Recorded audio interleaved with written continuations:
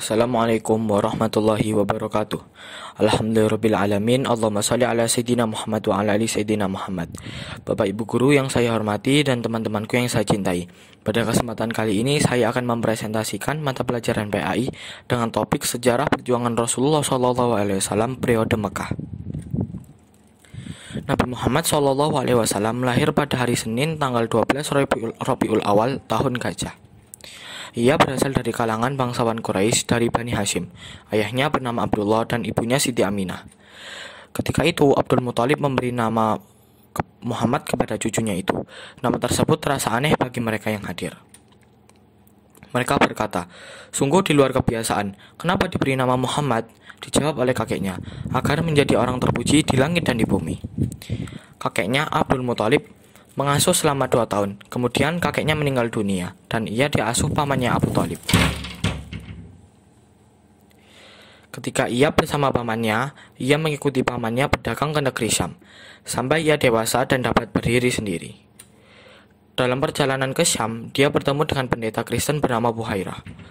Pendeta itu melihat tanda-tanda kenabian pada diri Muhammad sesuai dengan petunjuk cerita-cerita Kristen. Pendeta itu menasihati Abu Thalib agar jangan terlalu jauh memasuki Syria. Dikhawatirkan orang-orang Yahudi berbuat jahat terhadapnya. Selain berdagang dengan pamannya, ia melakukan kerjasama dagang dengan Khadijah, seorang janda kaya. Khadijah memberi modal dan beliau memperoleh untung besar. Khadijah tertarik pada kejujuran dan akhlaknya dan ingin menjadi suaminya. Pernikahan Muhammad dengan Khadijah binti Khuwailid berlangsung ketika Muhammad berusia 25 tahun dan Khadijah 40 tahun dengan mahar 20 ekor unta. Dalam usia 35 tahun, Muhammad telah memperlihatkan kualitasnya sebagai seorang pemimpin. Ketika itu, kaum Quraisy memperbaiki dinding Ka'bah dan kemudian mereka bertengkar. Masing-masing berhak meletakkan kembali Hajar Aswad.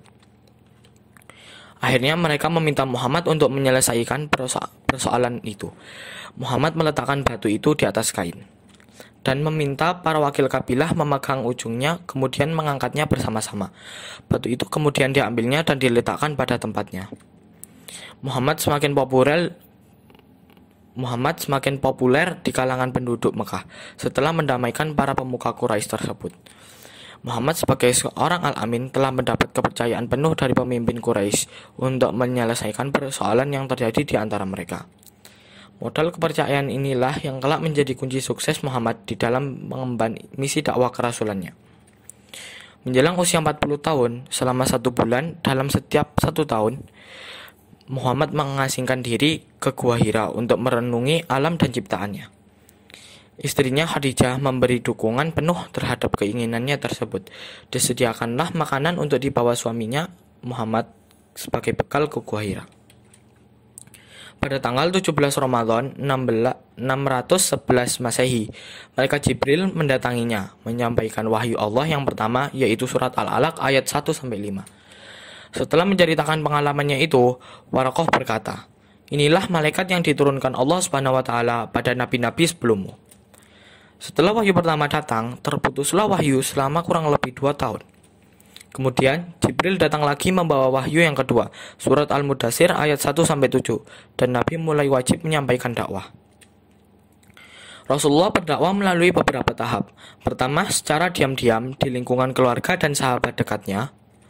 Kedua, dakwah kepada keturunan Abdul Muthalib.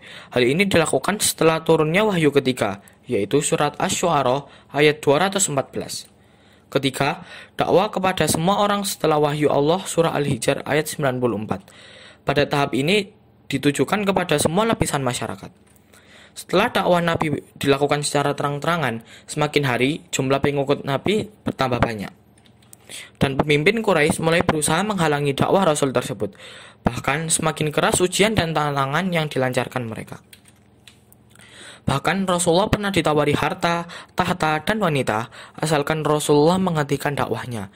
Tawaran itu ditolak Rasulullah dengan mengatakan, "Demi Allah, biarpun mereka meletakkan matahari di tangan kananku dan bulan di tangan kiriku, aku tidak akan berhenti melakukan dakwah ini sehingga agama ini menang atau binasa karenanya." Karena gagal dengan cara membujuk, para pemimpin Quraisy melakukan tindakan kekerasan lebih intensif dari sebelumnya. Budak-budak yang masuk Islam disiksa tuannya dengan sangat kejam sampai budak tersebut murtad kembali. Untuk menghindarkan kaum muslimin dari tindakan kekerasan ini, Nabi memerintahkan mereka hijrah ke Habasyah, yaitu Ethiopia. Rombongan pertama di bawah pimpinan Utsman bin Affan diikuti 15 orang berangkat ke Habasyah. Rombongan kedua dipimpin Ja'far bin Abi Thalib diikuti 81 orang. Mereka diterima Raja Ethiopia, yaitu Raja Negus. Mengetahui hal itu, pemimpin Quraisy mengirim utusan untuk membujuk Raja Negus agar menolak kehadiran mereka di sana, tetapi Raja menolaknya. Di tengah kekejaman pemimpin Quraisy yang semakin meningkat, dua orang kuat kaum Quraisy masuk Islam, yaitu Hamzah dan Umar bin Khattab. Rasulullah dihadapkan pada 3 peristiwa yang menyedihkan, sehingga tahun itu disebut tahun duka cita. Adapun 3 peristiwa tersebut, pertama, pamannya Abu Thalib, pelindung utamanya, meninggal dunia dalam usia 87 tahun. Kedua, 3 hari setelah itu, meninggal dunia pula istrinya, Khadijah, dalam usia 65 tahun. Ketika Nabi berdakwah di Taif, beliau diejek, disoraki dan dilempari batu, bahkan sampai terluka di bagian kepala dan badannya. Dalam situasi berduka cita tersebut, Allah mengisra mi'rajkan Rasulullah, tujuannya untuk menghibur hati Rasulullah yang sedang berduka cita. Ternyata, setelah peristiwa Isra Mi'raj, muncul perkembangan besar bagi dakwah Islam. Sejumlah penduduk Yastrib, yaitu suku Aus dan Khazraj, masuk Islam. Penduduk Yastrib meminta kepada Nabi agar berkenan pindah ke Yastrib. Mereka berjanji akan membela Nabi dari segala ancaman. Nabi menyetujui usulan tersebut. Kaum Quraisy mengetahui adanya perjanjian antara Nabi dan orang-orang Yastrib itu. Mereka semakin gila melancarkan intimidasi kepada kaum muslimin. Nabi memerintahkan para sahabatnya hijrah ke Yastrib.